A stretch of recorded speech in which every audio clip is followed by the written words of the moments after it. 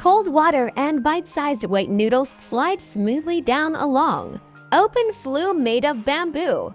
You catch them with your chopsticks at just the right moment, dip them in chilled sauce, and eat. This is one of Japan's famous summer traditions. 流しそうめん Flowing noodles. Japanese summers are famous around the world for being incredibly hot and humid. And that is exactly why Japanese people have always been masters of using rivers to stay cool and to have fun. And the kanji for river hides some wonderful mysteries. A strange secret about the hiragana, itsu, and a surprising connection with the kanji for water. And one more thing, the most romantic river in Japan is actually in the sky. Today's kanji is 川 the kanji for river. Let's take a peek at Japan's cool summer culture and a little kanji mystery together. Hello everyone, this is Guri-chan. On this channel, we look at the origins of kanji and learn Japanese together in a fun way. In our last video, we learned that about 70% of Japan's land is covered by mountains. The rain that falls on those mountains flows down to the sea as countless rivers. A land of mountains is also a land of rivers. How do you survive the hot summer in your country? Today, I will introduce a kanji that brings you coolness, kawa, the river. As I said, summer in Japan is very hot. So since long ago, Japanese people have found clever ways to feel cool near rivers. For example, kawadoko, wooden dining terraces built right above a flowing river. Or yukata-buna, traditional roof boats, where you enjoy the night view and fireworks from the water.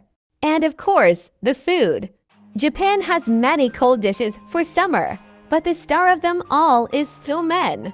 The nagashi somen we saw at the beginning is often enjoyed at restaurants and inns standing beside beautiful rivers, listening to the sound of a clear stream catching the noodles as they flow past you. It is a special meal where you taste the coolness of the river itself, and so that everyone can enjoy that riverside feeling at home. Shops even sell nagashi somen machines where the water goes round and round, and toy somen sliders that look just like a little water park. For Japanese people, the river is a place that brings coolness and delicious food. Now, let's look at the ancient character for kawa, the oracle bone script. Can you see the two winding vertical lines? They are the two banks of the river, and the small dots between them are the water, splashing as it rushes through. It is a pictograph of a river flowing endlessly between its banks, a little landscape drawing from 3,000 years ago. Over time, the dots in the middle joined into one line, and the character became today's kanji kawa, with its 3 lines. But here is a fun mystery. Try placing it next to the oracle bone script for mizu water, which we introduced in a previous video. Wait, don't they look really similar? Water has one flowing line in the center, with small dots on both sides. River has 2 outer lines, with the dots in the middle. It is almost as if the inside and the outside have simply been swapped. Perhaps through this design, people 3,000 years ago were already telling us that water and rivers are deeply connected, 2 sides of the same thing. If you haven't seen our video about mizu yet, please check the link in the description. Now for the pronunciation. Before kanji came to Japan, the native Japanese word was 川 The reading that came from China together with the kanji is 線 Here is an example sentence. On a boat floating on a river famous for its clear, beautiful water, I ate grilled river fish. 澄んだ水の美しさで有名な河川に浮かんだ船の上で焼いた川魚を食べた。 And now, a little trivia for everyone studying hiragana. You know the hiragana tsu, right? Actually, the kanji that gave birth to the hiragana tsu is today's kanji, kawa. Wait, it's kawa. So why is it red tsu? Good question. One theory says that people long ago mixed it up, in their heads, with another water kanji red tsu, meaning a harbor, because the 2 characters looked so similar. The history of language is full of charming little mix-ups like this. And here is one more surprise. The katakana tsu is also said to be born from kawa. Think about your Japanese learning journey. The hiragana you learned first, the katakana you learned next, and the kanji you are challenging now. The hiragana tsu, the katakana tsu, and the kanji kawa. These three are like siblings, all flowing from the same single river 3,000 years ago. If you trace your Japanese studies back in time, you arrive at kanji. Isn't that fascinating? Let's look at kanji that contain kawa. First, 州 it shows small sandy islands appearing here and they're in a flowing river. Today, it is used in the names of large lands like 本州 Japan's main island and 九州 next, 順 it combines river with a character meaning head. Imagine pointing your head downstream and moving along with the flow. That is why it means order and going smoothly, moving forward without resisting. By the way, there is one more kanji red kawa. In China, it is used for great rivers like the Yellow River, and in Japanese it lives on in words like 河川 meaning rivers and 氷河 meaning glacier. Now it is time to answer the question from the beginning. The most romantic river in Japan, up in the sky. It is Amanogawa, the river of heaven. In English, you call it the Milky Way. In our video about rain, we learned that heaven and rain were both pronounced ame long ago, and that both change to ama when they connect with other words. The Milky Way truly is the river of the heavens. The river of heaven has a famous love story. Two lovers, Orihime, the weaver princess, and Hikoboshi, the cowherd, were separated on the two banks of the heavenly river.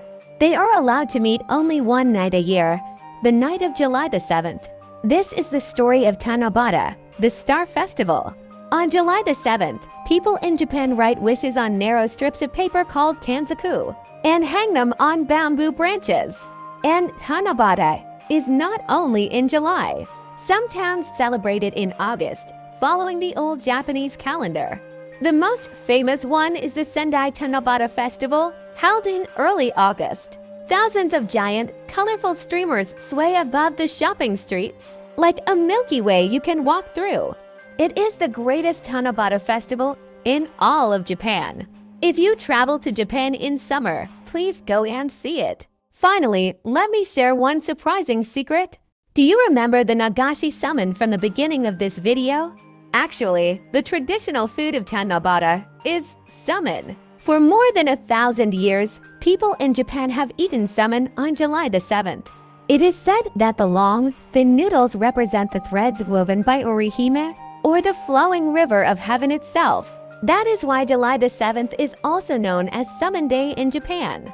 So the cool summer noodles from the start of our video, and the romantic river in the night sky, they were connected all along. There are many expressions using kawa. Here is my favorite. 川の字で眠る Sleeping in the shape of the kanji for river. It describes a small child sleeping between mom and dad on 3 futons laid side by side. Seen from above, the 3 of them look just like the 3 lines of the kanji. A warm expression that paints a picture of Japanese family life. Next, カッパの川流れ a kappa is a yokai, a legendary Japanese creature that lives in rivers and is an excellent swimmer.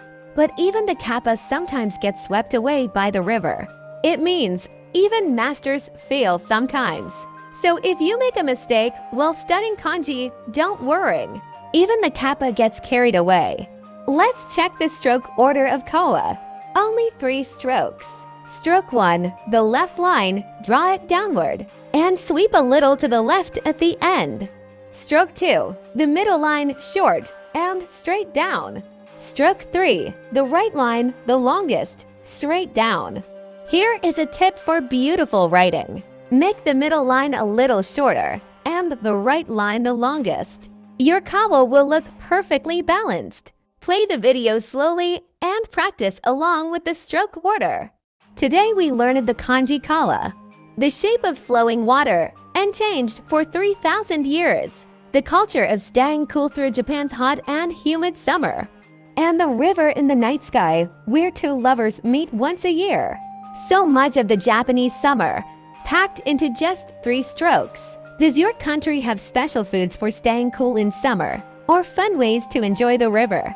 By the way, if you'd like to see real Nagashi summon in action, I've put a link to a fun Japanese news video in the description below. Foreign visitors are loving it, and it's going viral around the world. Please take a look. And if you thought, I want to try the summon slider, please tell me in the comments. If you'd like to keep learning Japanese, check the description below. I've put together some recommended study materials. Hope they help you on your journey. Please subscribe and give this video a like. I'll see you in the next video. Goodbye.